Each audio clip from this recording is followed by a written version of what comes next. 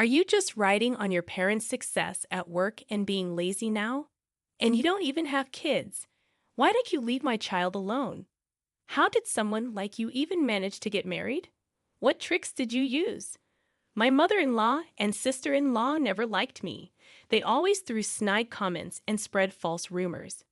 I'm Karen Williams, 35, married to John, who's turning 37 for 7 years. Since my dad passed away 6 years ago, we've been living with my mom. John is kind, and we get along well. Despite a peaceful home, my career has had its ups and downs, causing me stress. After college, I initially worked at my dad's company, but it wasn't the right fit. In the first year of marriage, I switched jobs, and it was a tough decision then, but I'm glad I made the change. I have 2 brothers who stuck with our father's company. Given my family background, it seemed natural for me to join eventually. The company specialized in electrical engineering, so I pursued and completed my degree in that field before joining my father's business. Since my whole family worked there, I never doubted that was my future. When I started, there were rumors that I got the job because of my father, which hurt. Colleagues distanced themselves when they knew I was the CEO's daughter. No matter how hard I worked, it was seen as riding on my parents' coattails, frustratingly similar to what my brothers faced. I worked hard to prove them wrong, climbing the ladder of success. My boss, despite being the CEO's daughter, was strict, ensuring my promotions were due to my efforts. However, achievements were tainted with accusations of favoritism, which got me down. After 3 years, I met my husband at work, disliked by female staff due to his competence, personality, and substantial income. We had met before at bookstores and libraries, chatting occasionally. It was a surprise when we ended up working together. Our shared love for reading quickly blossomed into a relationship, causing jealousy and gossip among my coworkers. During our time together, I met my husband's family, but my mother-in-law and sister-in-law disliked me. They'd make snide remarks about my supposed easy life and job privileges due to my father. They believed I coasted through life on my parents' success, enjoying a high salary because of them. However, my father, despite being kind-hearted, is strict at work and doesn't mix personal matters with business. He doesn't play favorites just because I'm his child. If I didn't have the skills, he wouldn't have hired me. I respect my father's judgment, and it frustrates me when others belittle it unreasonably. My mother-in-law and sister-in-law, especially the latter, criticize me for supposedly riding on coattails and resent my close relationship with my husband. They question how someone like me got married, implying I used tricks. My sister-in-law, dressed impeccably in high-end fashion, turns heads, but her sharp personality leads to short-lived romances. I later learned she confessed her feelings to my brother in college, but was turned down. During a family gathering, they recognized each other, and my brother shared this story with me. As his sister, I know he's earnest, hardworking, and considerate, with a flair for fashion that makes him popular with the ladies. My sister-in-law's frustration from being rejected seemed to make her harsher towards me. So, I decided to maintain some distance, especially when it was just my mother-in-law and sister-in-law around. Whenever I visited my in-laws and had tea, it tasted strange, as if something had been added intentionally. It wasn't obvious, but it seemed like my mother-in-law was serving unpleasant food to harass me. Initially, I thought it might be my imagination, but when she smirked and ridiculed me for not appreciating the taste, I realized it was deliberate. Both of them were always sour or mean, even when I tried to be friendly in front of others. I learned to navigate around them to avoid their snide remarks. When it came to the food at my in-laws, I politely ate as little as possible to avoid being rude. If you ask whether I lived happily after marrying my husband, I'd say not quite. Despite a good relationship with my husband, marriage brought more gossip at work. The workplace gossip got worse than when we were dating, and the ongoing harassment and sarcasm from my mother-in-law and sister-in-law gradually drained my spirit. While I found my work rewarding, the toxic environment made me question if this was okay. Contemplating my future more and more, my father's passing, and my brother becoming the CEO led to gossip about me being the CEO's sister. Already shocked by my father's death, my spirit was completely broken. I felt I could no longer work at the company, even though I had always imagined working there. Years of gossip and sarcastic comments had eroded my self-esteem, and I found myself crying easily without understanding the source of my sadness. I was truly at a loss. Seeing me in such a state, my mother and husband were genuinely concerned and took excellent care of me. With their support, I slowly began to recover and discussed my future with my mother. I had been considering trying a different job, but I felt like I lacked any special skills. Depressed, I voiced my concerns to my mother, asking if there was anything I could do. To my surprise, my mother said, "Karen, you've always loved reading and writing stories, haven't you? I think you'd be suited for a job that involves writing." Her words jogged my memory. It was true. I've always been an avid reader, excelled in liberal arts subjects, and enjoyed writing novels and poems. Encouraged by my mother, I started contemplating a career in writing. Upon reflection, I realized that a career in electrical engineering wasn't right for me. My mother had always advised me to choose a job I loved since my student days, but I didn't see it then. It seemed my mother understood me better than I understood myself. So, I decided to make a fresh start and aim to become a novelist, starting my career in writing. Being a beginner was tough, and I was using up my savings every day. I faced my computer continuously, writing. Initially fueled by the desire to prove others wrong, I now worked hard for myself, finding it more enjoyable despite the challenges. I dedicated most of my day to crafting stories, and by the second year, I was earning about as much as an average office worker. In the fourth year, one of my novels won an award and got published, allowing me to sign a contract with a publishing house, ensuring a stable flow of work. By the fifth year, thanks to a hit novel, I was earning more than my husband. My novels were even adapted into comics and dramas, ensuring a steady income. The journey was tough, but working as a novelist made me realize that my previous jobs weren't the right fit for me. However, my success wouldn't have been possible without the support of my mother and husband.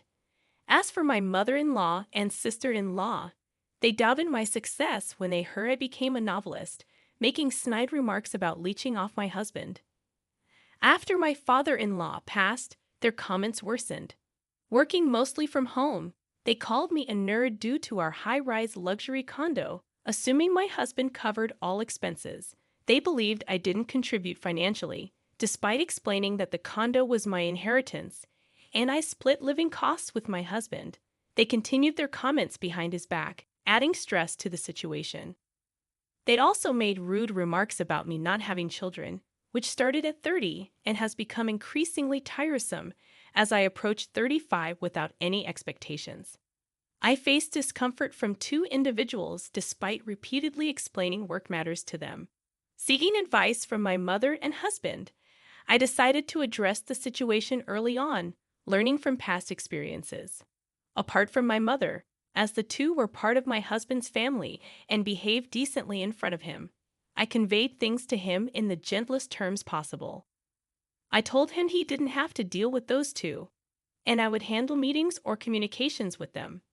Understanding my emotional struggles during the backbiting period, he tried to minimize my interactions with them out of concern. Thanks to his support, the instances of being subjected to their snide remarks lessened, though there were still moments when their malice affected me. Knowing I had allies in my mother and husband helped me quickly bounce back. Regarding the issue of not having children, my mother, who had me at an older age, assured me there was no rush. She shared that I had been born later in her life, so there was no need to worry. I decided not to stress about it too much and wait patiently. Considering my workload, the negativity from those two, and the feeling of being rushed, I thought it wouldn't be the right time to have children. Despite occasional snide remarks from the two, my mental state was more stable than when I worked at the company. Living peacefully in the well-designed and well-located house my father left us, I enjoyed a happy life with my mother and husband. The shared facilities, including gym equipment and workspace, allowed me to exercise and take breaks during work, making everything run smoothly. However, one day my mother, who had been energetically working, suddenly collapsed and passed away from a stroke. She had gone to work as usual that day, seemingly healthy with no chronic illnesses. I sent her off with a smile in the morning, never expecting this turn of events. Stunned, I rushed to the hospital, but she had already passed away. Seeing her, looking as if she had just fallen asleep, disbelief washed over me. As I arranged for her funeral, my feelings finally settled down, and I quietly cried, unable to believe she was gone so suddenly. My husband, aware of how lively my mother was in the morning, also cried in disbelief. With a close and long relationship with her, he mourned her loss as well. Amidst our sadness, we prepared for the wake and funeral, managing the reception as acquaintances came by to mourn. Witnessing the outpouring of love for my mother was consoling. My mother-in-law and sister-in-law, acting somber in my husband's presence, approached me when he was busy with others. Insensitively, they whispered, "With your mother gone, it's going to be tough. And since we're family, no need for condolence money, right? I won't give a dime to a gold digger like you." Their lack of compassion shocked me, but before I could respond, my husband intervened, and they quickly pretended to be sad and left. Despite their audacity, I chose to focus on mourning my mother rather than dwelling on their rudeness. Back home after the funeral, grief overwhelmed me, and I felt listless. Memories of my mother flooded back, making the sense of loss unbearable. Despite the busy funeral preparations, the sorrow intensified once I returned home. The vibrant image of my mother made the grief even more poignant, and I found myself crying again. While deep in grief, a rational part of my mind knew I couldn't afford to stay this way. With a deadline looming, I had manuscripts to write, and the understanding of the publishing house had its limits. In honor of my mother's support for my career, I resolved to calm my grief and get back to normal. Amid this resolve, a call from the front desk informed me of my mother-in-law and sister-in-law's unexpected visit. Uncertain of their intentions, I reluctantly decided to meet them, hoping for a distraction. As we went downstairs to greet them, puzzled by their sudden appearance, they announced, "We're going to be living in your house from today, so show us around, please. And since this is our home now, you, a stranger, need to leave right away." Stunned, we couldn't comprehend their words. Instead of discussing the matter elsewhere, they demanded a tour of the house immediately. Perplexed, my husband suggested heading to a nearby store for a discussion. However, they insisted on being shown around the house, causing a commotion that drew the attention of other residents. To avoid causing a scene, my husband persuaded them to go to a nearby diner. Over drinks, we listened to their absurd story, and the sheer ridiculousness of it all made my earlier sorrow momentarily vanish. They believed the high-rise condo belonged to my husband and insisted that, since my mother had passed away, we should all live together. My husband was bewildered by their absurd claims, seemingly growing angry, but he calmly began clearing up their misunderstanding. First off, that condo is Karen's, inherited from her father, not mine. And Karen's not unemployed. She has a job. I explained that I was the owner of the condo, which was part of my father's legacy, and that I was working as a best-selling novelist. However, they wouldn't accept it. A novelist? That's hardly a stable income. There's no need to defend her just because she's your wife, right? Defending her like that? Are you brainwashed or something? You'd better divorce her quickly. I even mentioned my popular works, but they dismissed it as a lie. What kind of upbringing allows someone to speak like that? Didn't your mother teach you anything? You'd be better off not telling such lies. Ridiculed about my mother and my work, I was getting steamed. I had been patient, but it was time to speak up. Just as I was about to open my mouth, my husband, who'd been explaining to the two unlistening people, lost his cool and burst out in anger. "Enough already. Stop talking nonsense. Don't you ever mock Karen." The two were taken aback by my husband's rare show of fury. "We've explained it time and again. How many times do I need to say it for you to get it? Karen isn't half-heartedly pursuing her writing career. With my husband's outburst, it seemed they finally began to realize that everything we had been explaining was the truth, and confusion set in. Okay, I get it. We're sorry. Let's live together then. I've already told my friends I'm moving into the high-rise condo. It's going to be embarrassing if I don't, so let us move in. Still, without sincere regret or a sorry attitude about wanting to live with us. Their approach didn't change. My husband, growing even angrier, declared, "There's no way we're living with you two. Just go back home." His rejection of them was even stronger. Panicked by his words, they began pleading with my husband to let them stay. "We're in a bind here. We've already sold our family home and have nowhere to live." "What? What do you mean?" It turned out they had sold their house without telling us, assuming they could move into ours. They were already arranging to move and hadn't even looked for another place, starting to make wild claims out of desperation. "So it's okay for you if your family left high and dry. Just let us stay with you." I quit my job thinking I was going to live in the condo. Their faces turned pale as they desperately implored my husband to let them stay in our house. My sister-in-law quit her job, it seems, and after constantly mocking me for being a nerd. It's pretty clear she was fully intent on leeching off my husband herself. And it's just plain rude, family or not, to show up unannounced like that. From the barrage of complaints to my husband, it was obvious they'd pegged me as the villain, imagining themselves as the hero saving my husband from me. That's why they thought it'd be a great idea to show up out of the blue, convinced my husband to kick me out, and then move in together, thinking he'd be thrilled about it. "We'll take care of everything at home, so it's all good, right? We'd like to get a little something for doing the chores if that's okay." They claimed they'd do the housework, but also had the nerve to ask for an allowance. I was utterly taken aback by their shameless attitude. I was angry at them, sure, but more than that, I began to think getting mad at them was just a waste of energy. My husband started getting even angrier with their audacious behavior. "If you're going to sell the family home, why wouldn't you say a word to me about it? It's your doing, so if there's no house, that's not my problem." He flat out refused. When they realized that they couldn't persuade him, they had the gall to ask me to do it. "Hey, Karen, could you please talk John into letting us stay? We won't tell you to leave, and it's fine if you live with us. If things stay as they are, we're out of options. Please convince him." After all the ridicule toward me, what arrogance they had. It's my house and my name, yet they act so high and mighty. I've always detested the idea, but if I ever lived with them, I'd surely be tormented. Before I could sarcastically refuse, my husband burst out again, exploding with anger. "Enough is enough.